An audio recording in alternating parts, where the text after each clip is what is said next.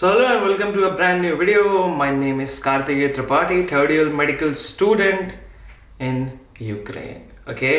So video शुरू करते हैं। बहुत दिनों के बाद ऐसे हम रूबरू हो रहे हैं कैमरे के सामने बिना किसी डिले के। अभी एक नया एनएमसी का ड्राफ्ट आया, कुछ क्लॉज है उसमें, इनको लेकर काफी उथल पुथल मची हुई है। ऑल्सो एक नया कंटेंट मिल गया है यूट्यूबर्स को अपना चैनल चमकाने का। जी हाँ, देख ही रहे होंगे आप लोग। मतलब खैर दूसरा पॉइंट है ये। शुरू करते हैं कि अब जो भी विदेश से एमबीबीएस करके आएंगे उनको सिर्फ 2 साल का मौका मिलेगा अपना लाइसेंस लेने का, एग्जाम क्लियर करने का। मेन इस पे बहस छिड़ी हुई है कि सिर्फ 2 साल।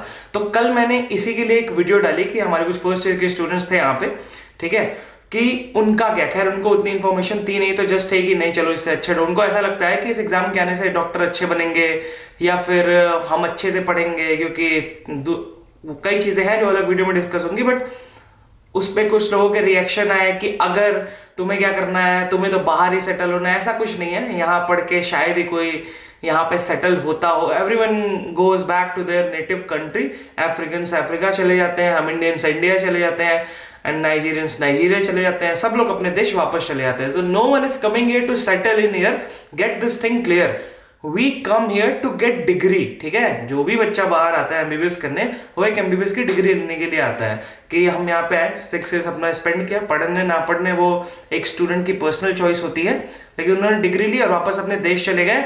और देश जाके every one of us want कि we should be treated as equally as our fellow batchmates who are pursuing their MBBS from India. But point यहाँ पे ये है कि चलो कुछ कारणवश पिछले कुछ सालों से, कुछ बहुत सालों से ऐसा सिस्टम एक साथ नहीं बन पाया कि हमारे लिए अलग एग्जाम था, ये था, जो कि कुछ हद तक सही भी है, क्योंकि कुछ है पैटर्न तो सेम ही है। सब्जेक्ट्स भी 19 सब्जेक्ट्स 19 सेम ही होते हैं। बट यू नो यहाँ पे उतने एफिशिएंटली मोस्टली बच्चे नहीं पढ़ते हैं। तो इट वाज गुड कि एफएमजी एग्जाम पहले लगाया जाए। बट नेक्स्ट में आने के बाद एक उम्मीद थी कि अब सबको एक इक्वल मौका दिया जाएगा। बट ये डिस्क्रिमिनेशन हुई है कि सिर्फ 2 मौके मिलेंगे। चलो एक 2 मौके भी जस्टिफाई कर देते हैं कि और कितना साल चाहिए तुम्हें। ऑलरेडी 1-2 साल रिपीट करने के बाद बच्चे बाहर आए, 6 साल एमबीबीएस में लगाई, 2 साल में नहीं निकल पाए। बट ये जो कैपिंग लगी है ना, इससे बैक ऑफ द माइंड एक इनसिक्योरिटी बनी रहेगी कि व्हाट इफ अगर 2 साल में नहीं निकला तो।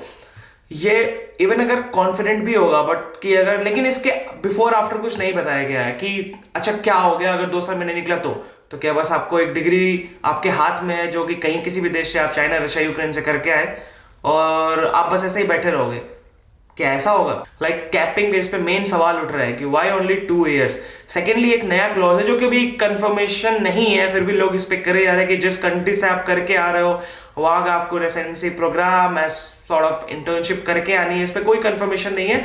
सो we won't talk on this, but to be honest what we can do from our side is you can tweet। देखो ट्वीट करके बच्चों ने नीट यूजी का लास्ट ईयर का एग्जाम तक पोस्टपोन करवा दिया था, ठीक है, नीट यूजी का। फिर 2-3-4 महीने फिर ये ड्राफ्ट है, it hasn't been implemented yet, it takes time to be implement. Okay, कुछ इंप्लीमेंट होने के लिए समय तो लगेगा ही। तो you can tweet your own views और you can make your own video whatever you think like, and share this video on Twitter और make your own and do whatever you feel like if you like it, ठीक है। But जो चीज हमारे control में हम वो कर सकते हैं। You can ask them to modify this draft and then implement it, not implement it like what जैसे है अभी, ठीक है। लाइक ऑफ कोर्स एक इनसिक्योरिटी तो बेसिक तो मन में रहेगी ही रहेगी। सिंपली कोई भी आके कह सकता है अरे हम पढ़ने आए, बिल्कुल यार पढ़ने ही आए हैं, पढ़ेंगे भी। एंड ठीक है, समय बचाने के लिए अगर ये लॉजिक देते हैं कि ये हम समय बचाने के लिए कर रहे हैं। बस 1-2 एक्स्ट्रा एग्जाम प्री। मेरा एक बहुत बेसिक सा सवाल है कि जो इंडियन प्राइवेट मेडिकल कॉलेजेस से करते हैं, are they even equivalent to us? Simply मेरे एक बात बता दो, जिसके पास 1 करोड़ रुपए है या 1.5 करोड़, यही आम नॉर्मल सस्ती फीस होती है, वो इंडियन प्राइवेट मेडिकल कॉलेज से कर ले, उसे इन सब चीजों से कैपिंग से हटा दो। वो चाहे 10 मौके ले तुम दे दो, क्योंकि जो बंदा 1-1.5 करोड़ रुपए दे सकता है उसके पास ऑलरेडी 1-2 करोड़ होते हैं कि एक अपना हॉस्पिटल स्टैब्लिश करके वहां का वो सिस्टम सेट कर ले, ठीक है। जो बाहर आते हैं mostly are from middle class families, ठीक है। तो हमारे लिए ऐसी बाधाएं क्यों? जब नेक्स्ट आया ही था, जब सबको एक कॉमन एग्जाम ही सर्व करना है, तो फिर ये डिस्क्रिमिनेशन क्यों? या तो ये लोन लेके प्राइवेट से करो, ये सब करो नहीं, ये कॉमन रखो प्लेटफॉर्म। मुझे तो लगता है जो प्राइवेट मेडिकल कॉलेज होते हैं ये आधे मिनिस्टर्स के होते हैं, बिजनेसमैन के होते हैं। तो एमबीबीएस अब्रॉड आने वालों की संख्या इतनी ज्यादा बढ़ गई थी कि इनके बिजनेस में हो रही थी कमी, तो कहीं ना कहीं इनकी भी इन्वॉल्वमेंट हो सकती है। खैर, जस्ट हाइपोथेटिकल ओपिनियन जो मैं बना रहा हूं, एक लगता है मुझे, ठीक है, काफी लोगों से बात करने के बाद।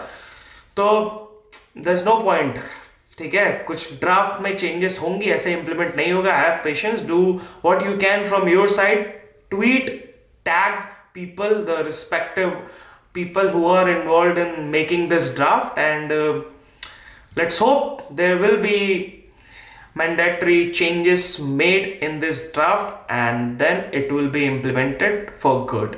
So thank you so much for watching this video. If you like this one, do not forget to like, share and subscribe, and if you like it, you can share it with your friends. Well, I've been making content on YouTube since past 3-4 years now, and I'll be continuing to do so as long as I'm here in UK for the next 3 years. And then you will see my life further after that, and stay connected. Jai Hind, Jai Bharat.